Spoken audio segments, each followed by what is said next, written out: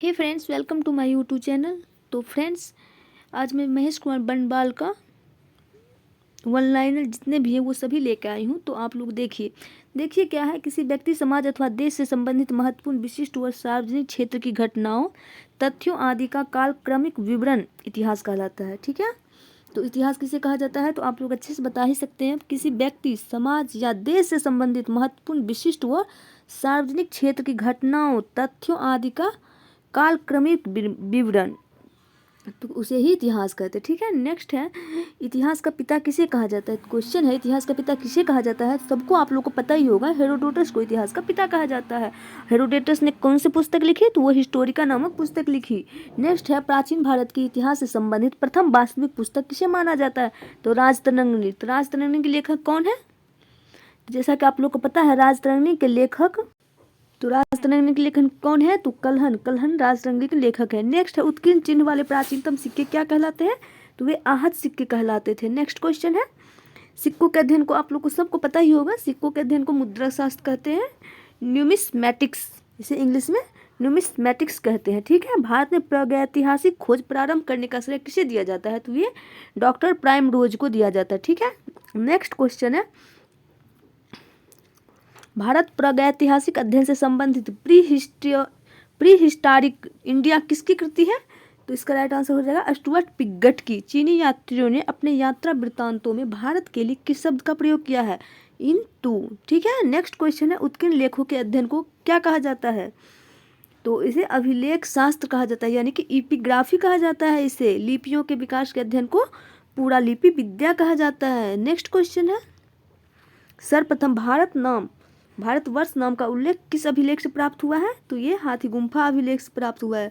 ठीक है। Next question है, प्राचीन भारत का सर्वप्रथम सुनियोजित इतिहास किसने तैयार किया वीए स्मिथ ने तैयार किया। किसने वीए स्मिथ ने। नेक्स्ट है, प्राचीन भारतीय इतिहास को जानने के लिए किन स्रोतों का प्रयोग किया जाता है तो ये है धार्मिक ग्रंथ का, ऐतिहासिक ग्रंथ का, पुरातात्विक साक्ष्य और विदेशी विवरण का।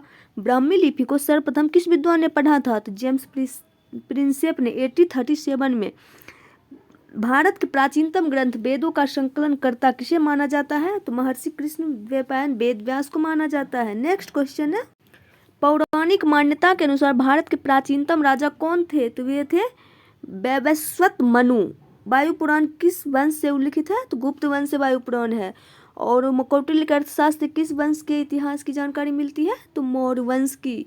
जैन धर्म का प्रारंभिक इतिहास किस ग्रंथ से प्राप्त होता है तो कल्पसूत्र से प्राप्त होता है। ठीक है फ्रेंड। नेक्स्ट क्वेश्चन देखते हैं, मत्स्य पुराण किस वंश से संबंधित है तो आंध्र सातवाहन वंश से। विष्णु पुराण किस ग्रंथ से संबंधित ग्रंथ है मौर्य वंश से। खरगोष्ठी लिपि किस प्रकार लिखी जाती है तो खरगोष्ठी लिपि दाएं से बाएं की ओर लिखी जाती है। नेक्स्ट क्वेश्चन है, और ब्राह्मी लिपि बाएं से दाएं ओर लिखी जाती है।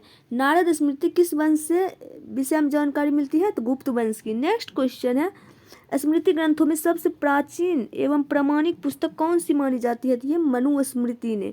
शुंग काल का मानक ग्रंथ किसे कहा जाता है तो मनुस्मृति को। स्त्री को पुरुष की अर्धांगिनी किस ग्रंथ में कहा जाता है शतपथ ब्राह्मण में। नेक्स्ट क्वेश्चन है, महाभारत का प्रारंभिक उल्लेख अश्वलायन गृहसूत्र में मिलता है। प्रारंभ में इसमें मात्र 8800 यानी कि 8800 श्लोक थे और इसका नाम जय संहिता था।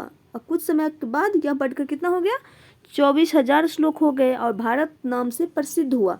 अंत में 1,00,000 श्लोक होने के कारण इसे सहस्री संहिता या महाभारत कहा जाने लगा। पुरालेख विद्या से क्या अभिप्राय है तो इसका राइट आंसर हो जाएगा शिलालेखों का अध्ययन।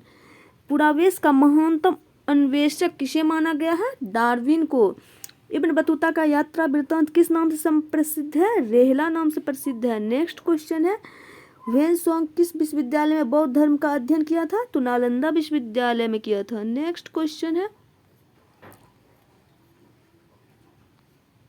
यहाँ पे देखिए अभिलेख और उनके शासक हाथी गुम्फा अभिलेख, कलिंग नरेश खारवेल के शासनकाल में, एहोल अभिलेख, पुलकेशिन द्वितीय, नासिक अभिलेख, गौतमी बलश्री, जूनागढ़ अभिलेख, रुद्रदामन।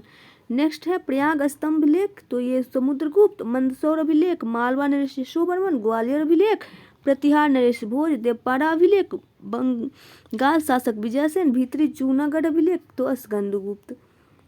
ठीक है, नेक्स्ट है बौद्ध स्तंभ लेख से किसकी जानकारी मिलती है? तो शुंग काल की। ह्वेनसांग ने अपनी यात्रा वृत्तांत का वर्णन किस पुस्तक में किया? सियूकी में। अरबी भाषा की पुस्तक किताब उल हिंद की रचना किसने की? अल-बरूनी ने की थी। मोरक्को की यात्री इब्न बतूता भारत में मोहम्मद बिन तुगलक के दरबार में आया था, तुगलक ने उसे दिल्ली का काजी नियुक्त किया। नेक्स्ट है मार्को पोलो द्वारा किस राज्य की यात्रा का उल्लेख है? तो ये हो जाएगा पांड्या राज्य की। नेक्स्ट है पतंजलि के महाभाष्य किस वंश के इतिहास का पता चलता है? तो शुंग काल का। नेक्स्ट क्वेश्चन है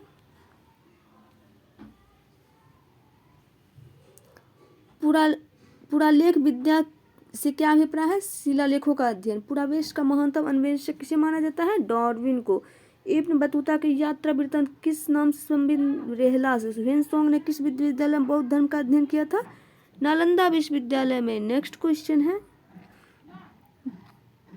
यहाँ पे देखिए लेखक फाहियान, समय 399 से 414 ईस्वी, और भारत दशा का विवरण। प्रथम चीनी यात्री था जिसने चंद्रगुप्त द्वितीय विक्रमादित्य के समय भारत की यात्रा की थी।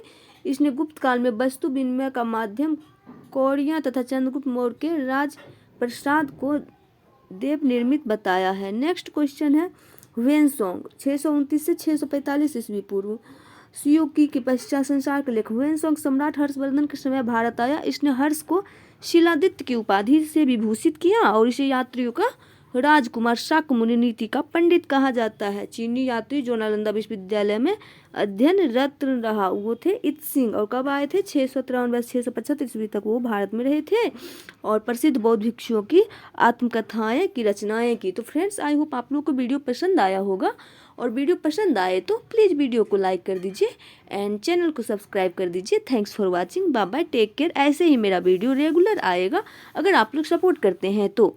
और जिस भी सब्जेक्ट का आपको वीडियो, चाहे लुसेंट, घटना चक्र, चाहे जो भी, तो आप लोग कमेंट्स बॉक्स में कमेंट कर दीजिएगा। Thanks for watching, bye bye, take care.